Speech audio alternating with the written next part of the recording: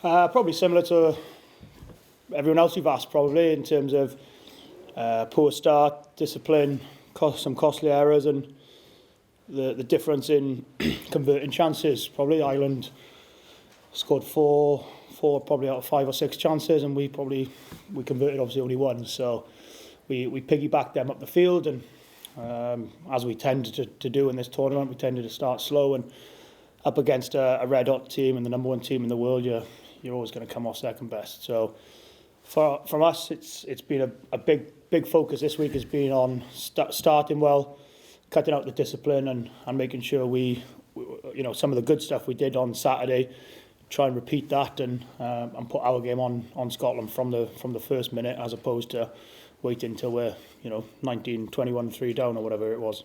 Same backline selecting in Scotland. Very rarely in recent times have you not had a forward pack with perhaps Talupi Faletau, Justin Tipper, and Jones starting. Just how do you reflect on that? How do you think they'll go? I think I was one of the lucky ones to stay in, one of the old guard to stay in, I think. But I think, yeah, like you said, it's very strange, isn't it, to see a team sheet without those 3 names, or certainly one of those 3 names on it. So, but what it does give, and what Gats has mentioned in a World Cup year as well, it's about, obviously it's massively important this tournament, and it's make or break for us in terms of the title this weekend, as it always is if you lose your first.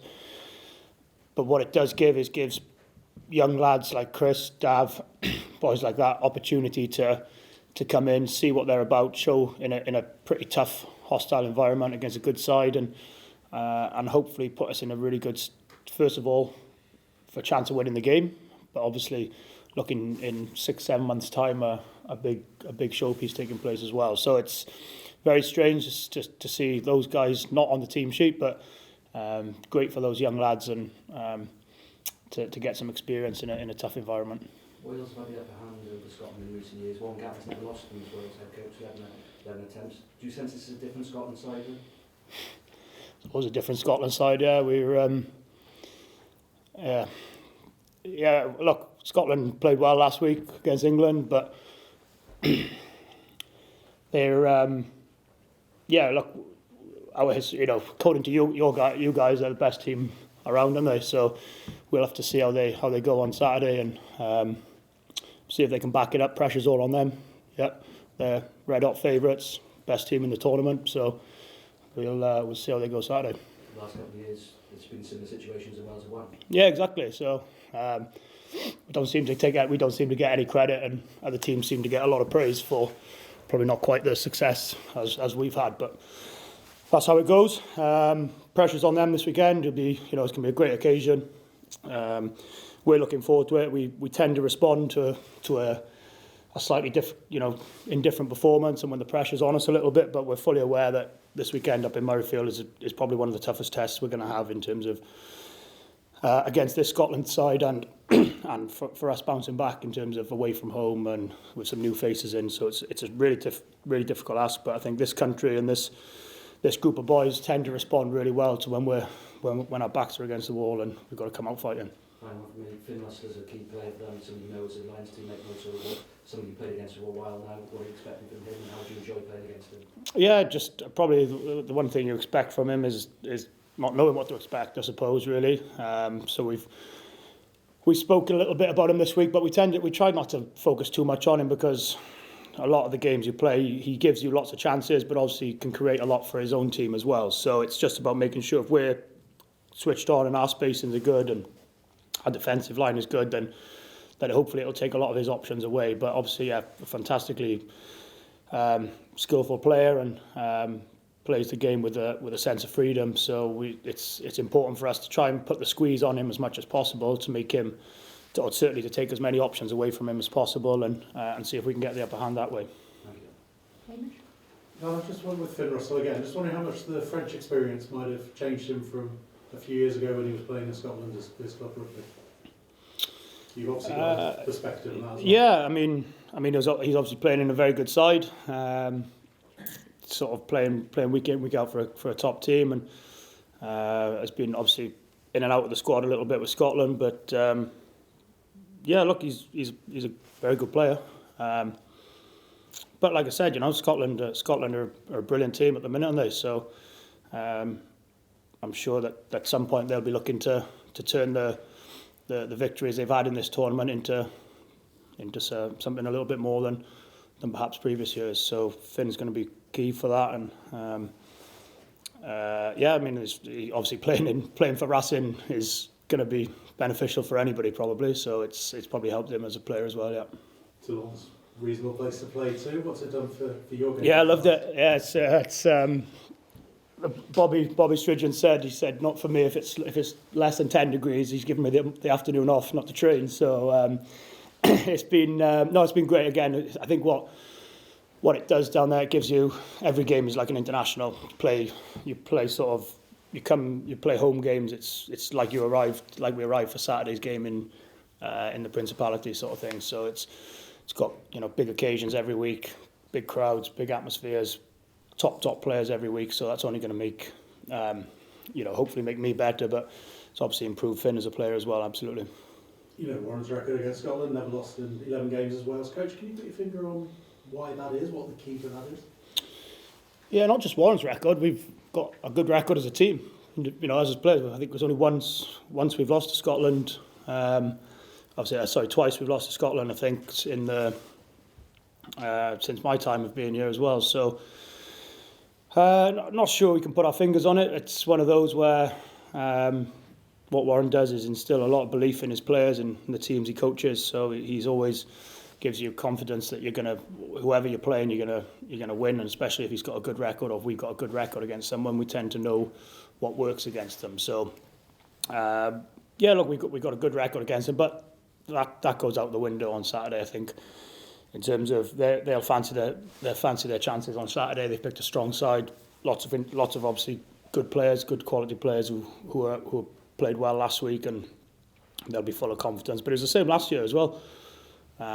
We got off to a really slow start in Ireland, and then we played Scotland up second, and you guys writ us off before the game was played, and we rolled our sleeves up and did a job, and we're hoping that will be the same this weekend, because like I said, if you listen to everyone out there, and that's what's great about this game, if you listen, you may as well not bother turning up and catching the flight this afternoon if you listen to you guys. So it's a great challenge, and something that, you know, we've got the belief that we've got a good record up there, we've got a good record against them, and hopefully we can continue that by starting well. As I mentioned to Gar, it's about, you know, if we start well and get in the game, then we're right in the mix. Probably if we start the same way as we did last week and allow this team to get up into a lead, and it's going to be very difficult away from home with a crowd as well there to claw that back. Yeah.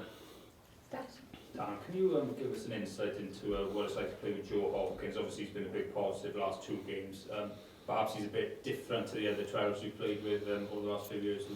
Yeah, well, he's 20 years old, so I'm 13 years older than him for starters.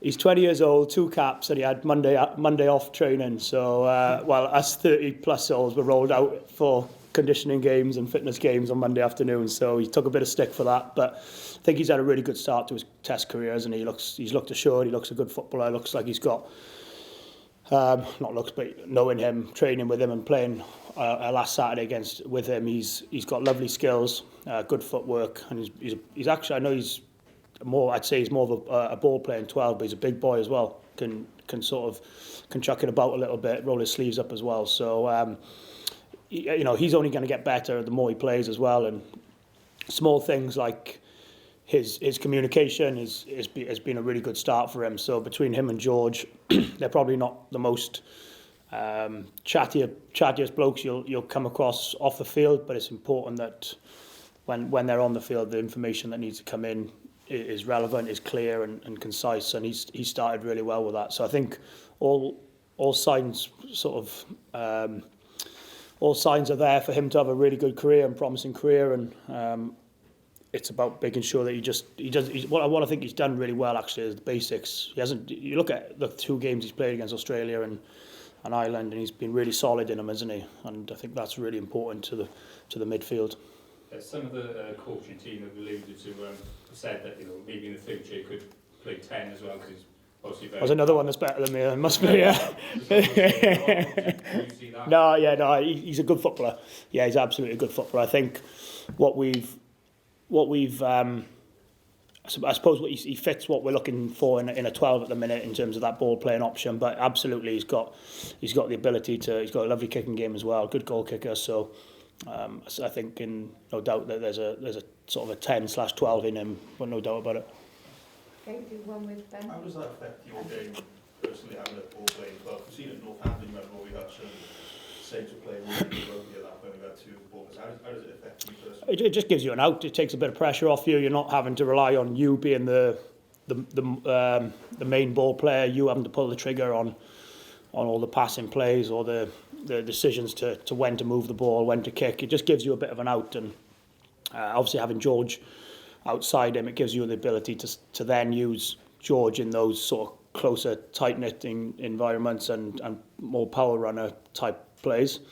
It just gives you a chance to get good ball players on the ball in good positions, sort of thing. And because I think where they complement George and him complement each other quite well is that, you know, Joe's a really silky, smooth footballer, and George is that power athlete who you want to be cutting lines and getting the ball to space, sort of thing. So I think from my point of view, it's like you said, when I was at Northampton, in fairness to Rory Hutchinson, one of the very best ball playing centres you'll ever come across. So